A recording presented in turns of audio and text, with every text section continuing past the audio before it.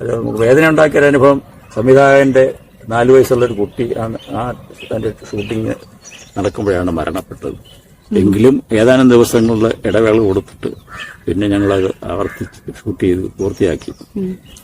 പറഞ്ഞ പോലെ മരണം ആർക്ക് അങ്ങനെ എന്തെങ്കിലുമൊക്കെ സംഭവിച്ചാലും നാടക പ്രവർത്തനത്തിനകത്ത് നാടകത്തിന്റെ ഒരു ദുരന്തം അതാണ്. ഒരിക്കലും നമ്മൾ ആര് മരിച്ചാലും നമുക്ക് അതിൽ നിന്ന് മാറി നിൽക്കാൻ പറ്റില്ല. നാടകാവതരണം മുടക്കാൻ ബുദ്ധിമുട്ടാണ്.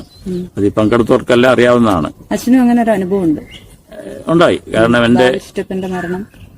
എന്റെ സഹോദരൻ മരിച്ച് തൂങ്ങി നിൽക്കുന്ന ഡെഡ് ബോഡി കണ്ട് അന്ന് എനിക്ക് നാടകത്തിന് പോകേണ്ടി വന്നു. ഒരു നാടകം കഴിഞ്ഞ് വീട്ടിൽ വരുമ്പോഴാണ് ഡെഡ് ബോഡി കാണുന്നത്. അന്ന് കന്യാകുമാരി ജില്ലയിലൊരു സ്ഥലത്താണ് നാടകവണ്ടി നേരത്തെ പോയി കഴിഞ്ഞു. എന്നെ കൊണ്ടുപോകാനായിട്ട് ഒരാൾ കൂടെ വന്നിരുന്നു. അങ്ങനെ ഉച്ചയ്ക്ക് അതിന്റെ ചടങ്ങുകൾ ഒരു പകുതി വഴിയിലായപ്പോൾ എനിക്ക് പോകേണ്ടി വന്നു. പോയി അന്ന് നാടകം. അങ്ങനെ അനുഭവമുള്ള നിരവധി ആൾക്കാരുണ്ട്.